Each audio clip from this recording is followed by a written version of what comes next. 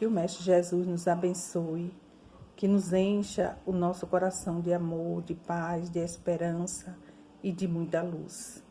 Dando continuidade ao nosso estudo do Evangelho, no dia de hoje, o atendimento fraterno, continuamos com o capítulo 5, Bem-aventurados aflitos, item 14, o suicídio e a loucura. Kardec inicia esse item falando-nos da calma e da resignação. Então, ele já inicia nos dando o remédio para vencer o suicídio e a loucura. Então, ele fala da calma e a resignação. E que elas, auridas na maneira de encarar a vida terrestre e na fé no futuro, dão ao espírito uma serenidade que é o melhor preservativo contra a loucura e o suicídio. Com efeito, é certo que a maioria dos casos de loucura são devidos à comoção produzida pelas vicissitudes que o homem não tem força de suportar. Se, pois, pela maneira que o Espiritismo lhe faz encarar as coisas deste mundo, ele recebe com indiferença, com alegria mesmo, os reveses e as decepções que o desesperariam em outras circunstâncias, é evidente que essa força, que o coloca acima dos acontecimentos, preserva sua razão dos abalos que sem ela o sucumbiria.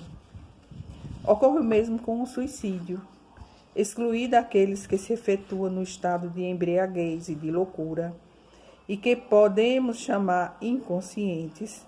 É certo que, quaisquer que sejam os motivos particulares, tem sempre por causa um descontentamento. Ora, aquele que está certo de não ser infeliz senão por um dia, e de serem melhores os dias seguintes, tem facilmente paciência. Ele só desespera se não vê termo para o seu sofrimento. Que é, pois, a vida humana em relação à eternidade, senão bem menos que um dia. Mas para aqueles que não creem na eternidade, crê que tudo nele se acaba com a vida, se está oprimido pelo desgosto, pelo infortúnio, não vê seu termo senão na morte. Não esperando nada, acha muito natural, muito lógico mesmo abreviar suas misérias pelo suicídio. A incredulidade, as simples dúvidas sobre o futuro, as ideias materialistas, numa palavra, são os maiores incitantes ao suicídio. Elas dão a covardia moral, quando se vê homens de ciência se apoiarem sobre a autoridade do seu saber, para procurarem provar aos seus ouvintes ou aos seus leitores que eles nada têm a esperar depois da morte. Não os conduzem a essa consequência de que, se são infelizes, nada têm melhor a fazer do que se matar. Que poderia dizer para disso desviá-los? Que compensação poderíamos lhe oferecer? Que esperança poderíamos lhes dar? Nenhuma coisa senão nada.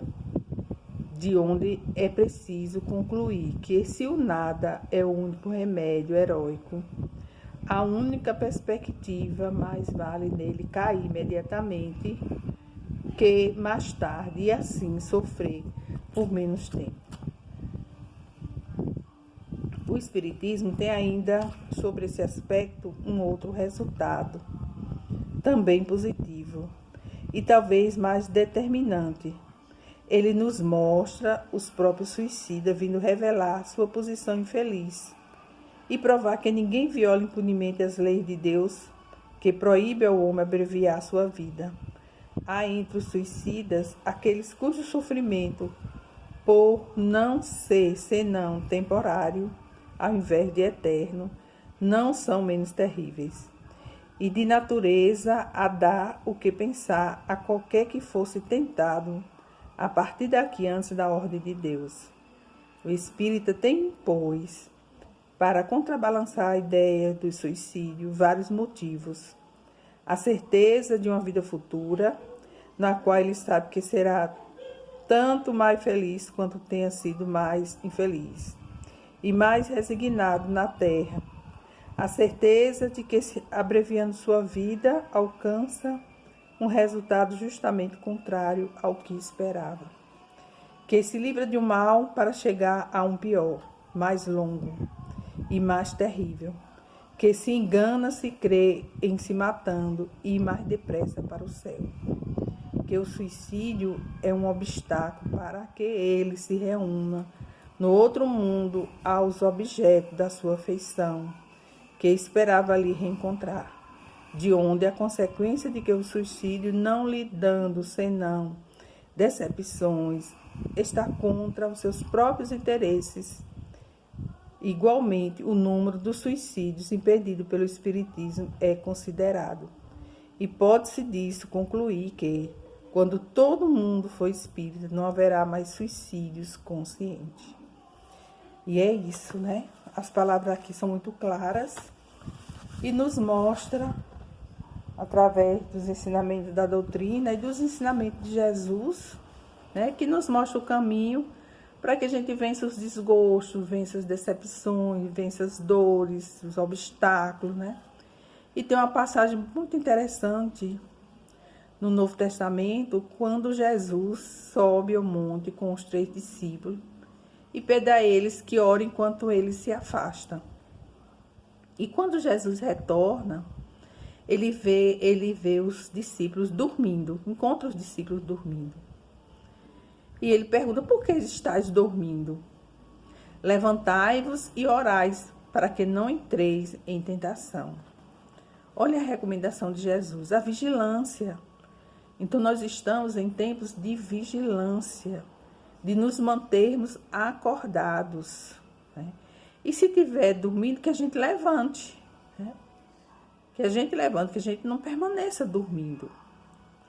Então, para os espíritos conscientes do dever a cumprir, o cuidado é fator de segurança, a resguardá-los da queda, passível de precipitá-lo na dor e na desilusão. Quando envolvidos por tais acontecimentos infelizes, não nos é difícil detectar o período em que fomos visitados pela indiferença, pela desatenção, a refletir em vigilância.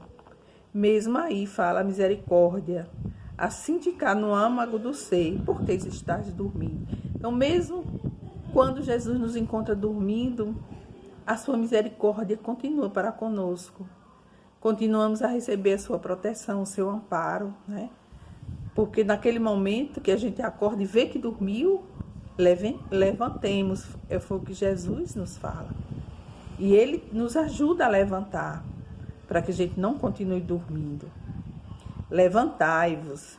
Então, desatentos às convocações que surgem no encadeamento dos fatos do dia a dia, vimos-nos aprisionados pelas algemas do interesse pessoal e do reconforto transitório, e na tentativa de um colorido imediatista aos dias e às oportunidades, acabamos por nos submetermos à escravidão no tempo e no espaço.